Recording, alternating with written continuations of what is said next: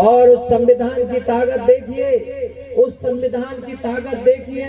एक गरीब और साधारण किसान परिवार का ये बेटा डॉक्टर नवल किशोर साहब के, मैं कह सकता हूँ कि सोचो, जब मेरा MBBS में एडमिशन हुआ, मेरे माँ बाप के पास इतनी भी फीस नहीं थी कि मेरे माँ बाप MBBS की फीस जमा कर पाते। वो नेताजी और बाबा भीमराव अम्बेडकर जी की ताकत थी कि उनके आशीर्वाद से मैं एरा मेडिकल कॉलेज में MBBS करने का मुझे आशीर्वाद प्राप्त हुआ। और जब उनके आशीर्वाद से मैं MBBS किया तो मैं देश की सबसे प्रशिक्षित medical college king George medical college में, जहां आज के राजनेता और राजनेता के साथ बड़े उद्योगपति सोचते हैं कि उस मेडिकल कॉलेज में उसके बेटे का एडमिशन हो जाए, मैं कह सकता हूं मैंने उस मेडिकल कॉलेज में प्रोफेसर का पद भी त्यागने का काम किया है। मैं कह सकता हूं कि वहां पर प्रोफेसर बनके मैं बहुत कम लोगों की उम्मीद का साया बन सकता था, लेकिन आज आपके बीच में, अभी कुछ दिनों पहले मैं सोचो मैं ऑस्ट्रेलिया गया था।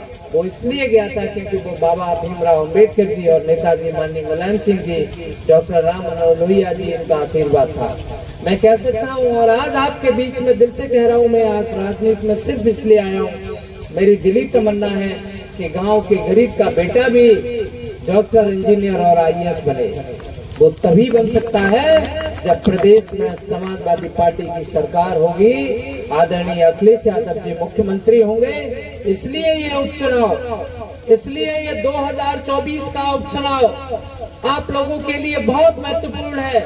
ये इसलिए भी महत्वपूर्ण है कि अभी लोकसभा फरुखाबाद से जहां हम चुनाव लड़े और हमको 4700 वोट से जहां हम जीतने का काम कर रहे थे, 2000 वोटों से हमें हरा दिया।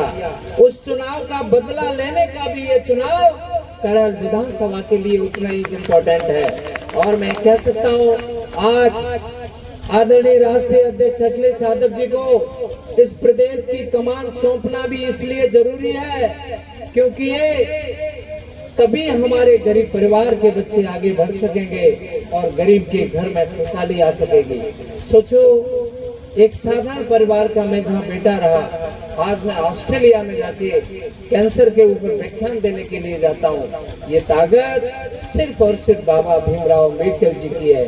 इसलिए कहना चाहूंगा, अभी 2024 में आदरणीय अखिलेश यादव जी और इंडिया गठबंधन के नेतृत्व में तो हम बदल देंगे और मनुस्मृति का संविधान लागू कर देंगे। उनके मंसूबों पर पानी फेरने का काम किया है तो इंडिया गठबंधन और खासकर आदरणीय राष्ट्रीय अध्यक्ष अखिलेश यादव जी और राहुल गांधी जी के नेतृत्व में हुआ है।